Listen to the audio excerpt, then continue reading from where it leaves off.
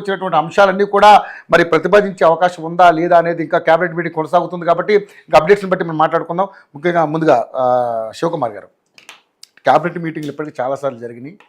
అసలు నిజంగా ఉన్న 6 మంత్రి పదవుల్ని కేటాయించడం కోసమే నా తర్జన భర్జన పడుతున్నటువంటి అంశం ఉంది. సరే, క్యాబినెట్ మీటింగ్లో ఈ అంశాలుండి తెలంగాణ రాష్ట్రంలో మీరు ఇస్తున్న 6 గ్యారెంటీలే కాకుండా అనేక సమస్యలు ఇంకా అలా పెరిగిపోయినాయి. ముఖ్యంగా 32 కీలక అంశాల మీద చర్చిస్తూ ఉన్నారు.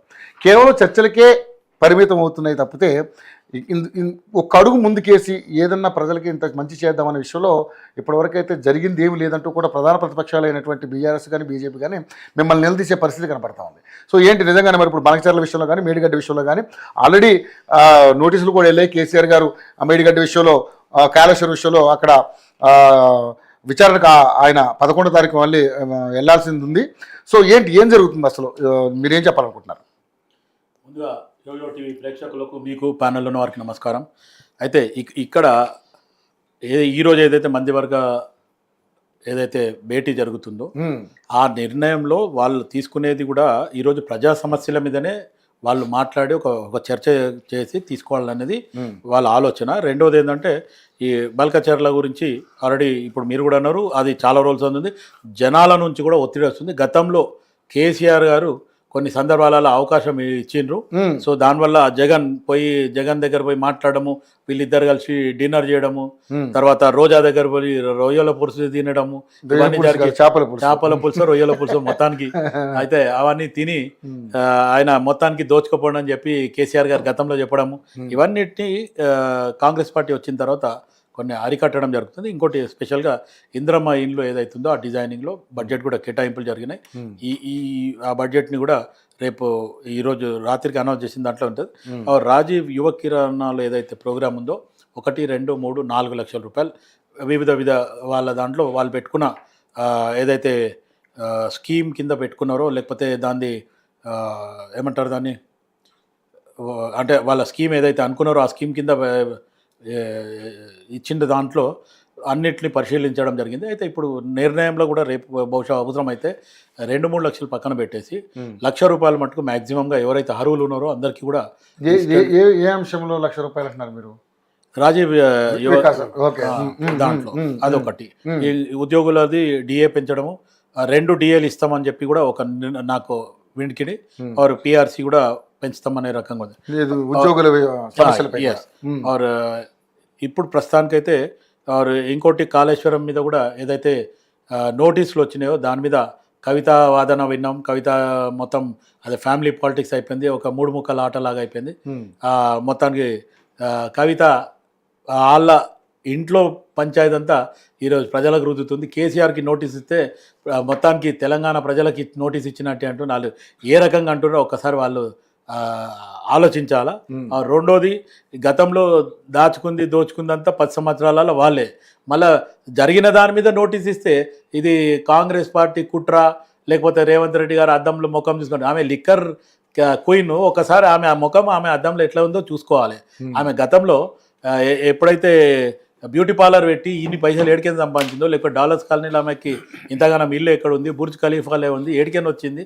తెలంగాణలో వాళ్ళు యుఎస్కేని వచ్చినప్పుడు ఈరోజు మా మదియాష్కి గారు ఎన్నోసార్లు చెప్పడం జరిగింది. ఈవెన్ మదియాష్కి గారు చెప్పిన మాటలలో నిజాలు లేవని కూడా చాలా మంది వాదిస్తారు. అట్లేం ఉండదండి. ఈరోజు అప్పట్లో మదియాష్కి గారు ఖచ్చితంగా యుఎస్లో ఆయనకు మంచి పలుకుబడి ఉంది, ఉండొచ్చు. కానీ వీళ్ళు అంత సహాయం చేసి పంపించారంటే మరీ కనీసం ఫ్లైట్ టికెట్ డబ్బులు లేనట్టు పరిస్థితులు ఉంటారా? నేను ఫ్లైట్ గురించి మాట్లాడలే మదియాష్కి గారు ఎప్పుడు కూడా. ఆ వీసా ప్రాసెసింగ్ లో మటుకు నేను సపోర్ట్ చేయకపోతే ఆ రోజు వచ్చేవాడు కాదు. అంట్లు దోమికనే రామారావు కవిత పెళ్లికి నేను సపోర్ట్ చేసిన తర్వాత అక్కడ యుఎస్ నుంచి రావడం జరిగింది. కావలిస్తే వెళ్ళి కేసీఆర్ని అడుకో అని చెప్పి డైరెక్ట్ ఓపెన్గా చెప్పడం జరిగింది. ఏదో ఈరోజు మామూలుగా అని వదిలేయడం కాదు. ఆయన చాలా తక్కువగా మాట్లాడతాడు, అన్న మాట మీద కూడా స్టిక్ అయి ఉన్నాడు. ఖచ్చితంగా లైవ్లో చెప్పడం జరిగింది. ఈరోజు ఏం కొత్తగా నేను ఫ్లైట్ టికెట్ ఇచ్చి పంపించిన మట్టుకు ఎప్పుడు చెప్పలేదు. కాకపోతే మనకు ఆల్రెడీ తెలుసు ఇసిరి బట్టలు లేని రామారావు ఈరోజు చేపర్లాలు ఎట్లా తిరుగుతుండో అనేది కూడా తెలుసు. కిరా ఇంట్లో ఉన్న కవిత ఈరోజు 20 లక్షల రూపాయల వాచ్ ఎట్లా పెడుతుందో మనకు తెలుసు. ఫామ్ హౌస్లో ఎక్కడికైనా వచ్చిన ఈరోజు టీఆర్ఎస్ బీఆర్ఎస్ వాళ్ళకి మామూలుగా ఒక కార్పొరేటర్ ఒక మామూలు లీడర్ స్థాయి నుంచి ముఖ్యమంత్రి కేసీఆర్ దాకా కూడా ఫామ్ హౌస్ కల్చర్ అయిపోయింది. అంతకుముందు ఉండేనా? ఇప్పుడు సరే ఓకే, వాళ్ళు విమర్శించడం, మీరు వాళ్ళు విమర్శించడం, మీరు మిమ్మల్ని ఆరు విమర్శించడం ఏం జరిగిపోతుంది. కానీ మెయిన్ ఏంటంటే క్యాబినెట్ మీటింగ్ లో ఏం జరుగుతుంది అనేది దాని గురించి చెప్పాలి. క్యాబినెట్ లో జరిగే విషయాలు మాట్లాడన్నా ఒక నిమిషం అన్న, మీ దగ్గరికి వస్తానే, మీ దగ్గరికి వస్తా. క్యాబినెట్ రామూర్తి అన్న ప్లీజ్, క్యాబినెట్ లో మాట్లాడతాం ప్లీజ్ ప్లీజ్ ప్లీజ్. మీకు ఆగండి ఆగండి, మీరు అప్పుడే ఆవేశపడతారు. అదే వచ్చింది మీతోటి. వాళ్ళు చెప్పనివ్వండి, పూర్తిగా చెప్పనివ్వండి, పూర్తిగా చెప్పనివ్వండి. చెప్పిన తర్వాత మీకు టైం వస్తుంది కదా, మీరు చెప్పండి, అప్పుడు చెప్పండి. కాదు రామూర్తి గారు ప్లీజ్, రామూర్తి గారు ప్లీజ్ ప్లీజ్, మీరు ఓపిక ఉండాలి కొంచెం. చెప్పండి మొత్తానికి. ఆగండి అన్న ప్లీజ్ అన్న, చెప్తారు. మీరు మీకు వచ్చినప్పుడు మీరు మాట్లాడండి, అప్పుడు నేను మాట్లాడుకున్నాను. ఓకే రైట్ రైట్ రైట్, మీ సబ్జెక్ట్ చెప్పండి. సరే రామూర్తి గారు ప్లీజ్. గత 10 సంవత్సరాలు రామూర్తి గారు గత 10 సంవత్సరాలు వాళ్ళు ఏదైతే చేసిందో అది చెప్తున్నాము. ఉలికెందుకు తమ్ముడు? రామూర్తి ఉలికి అవసరం లేదు. ఎవరైతే దోచుకురో వాళ్ళే ఉలికి పడతలేరు. నువ్వెందుకు ఉలికి పడుతున్నావు? ఒక్క నిమిషం ఆగు. నేను చెప్పేది 10 సంవత్సరాలల్లా దోచుకుంది ఆన్ రికార్డు ఉంది తెలంగాణలో. నేను ఒక్కడు చెప్పడం కాదు, తెలంగాణని ఎంత దోచుకున్నారు, తండ్రి కొడుకు మొత్తం కుటుంబం ఎంత దోచుకుంది అనేది రకంగా ఈ రోజు నీలాగా పార్టీలో పనిచేసేటప్పుడు ఆలోచించాలి, పిలిచేటప్పుడు ఆలోచించాలి. మరి ఎక్కువైపోయింది. రామూర్తి గారు ప్లీజ్, ప్రతి దగ్గర అట్లానే ఉంటుంది. రామూర్తి గారు మీ సబ్జెక్ట్ వచ్చినప్పుడు మాట్లాడండి. సరే, వాళ్ళు అధికారంలో మాట్లాడుతున్నారు. రామూర్తి గారు ఒక్క నిమిషం ప్లీజ్. రామూర్తి, నువ్వు డెకోరం మెయింటైన్ చేద్దాం. ఎందుకంటే ఇక్కడ ఉన్న వాళ్ళం అందరం డెకోరం మెయింటైన్ చేస్తాం ఎప్పుడు.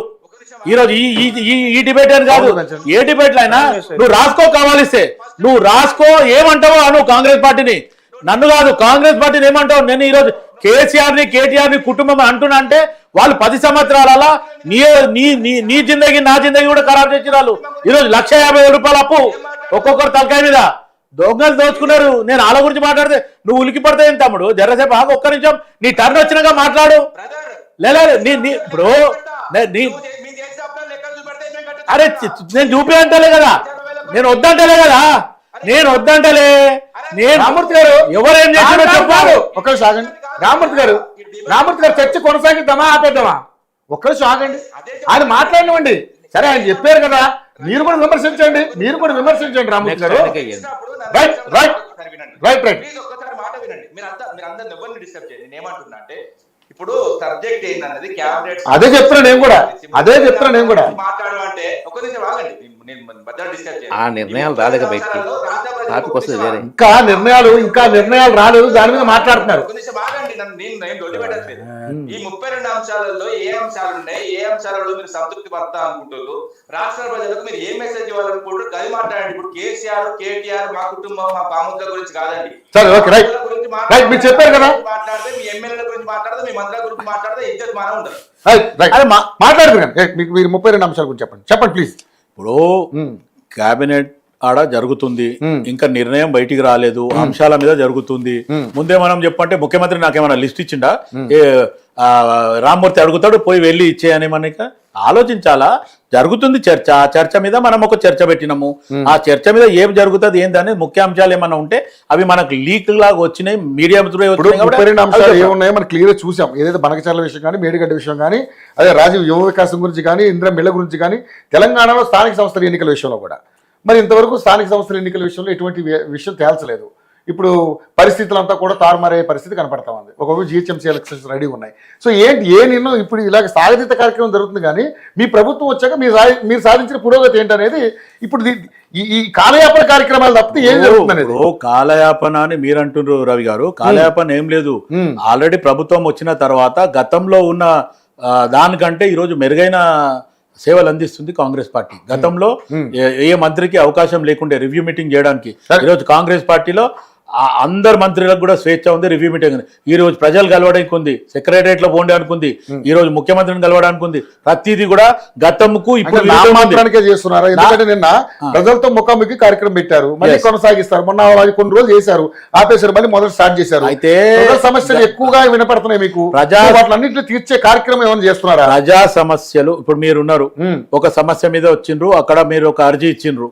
ఆ అర్జీ ఇచ్చిన తర్వాత మీ సమస్య ఏంది? భూ సమస్యనా లేక టీఆర్ఎస్ టీఆర్ఎస్ బీఆర్ఎస్ ఏదైనా కబ్జా చేసిందా లేకపోతే ఇంకేమైనా సమస్య, ఆ సమస్య మీద ఎవరికి ఏ సంబంధిత అధికారి ఉందో వాళ్ళకి నీకు మెసేజ్ వస్తుంది, మీ ఫైల్ని అక్కడికి పంపించడం జరుగుతుంది అనేది మీకు మెసేజ్ కూడా వస్తుంది. మీరు అక్కడ వెళ్ళి ఆ అధికారితో కలిసి దాని తర్వాత పరిశీలి చేయవచ్చు. కానప్పుడు మళ్ళీ రివ్యూకి లేదంటే అవసరం లేదు, పరిశీలి అయిపోతుంది. Okay, right right. రామూర్తి గారు, ఇప్పుడు చెప్పండి, మీరు నిజంగానంటే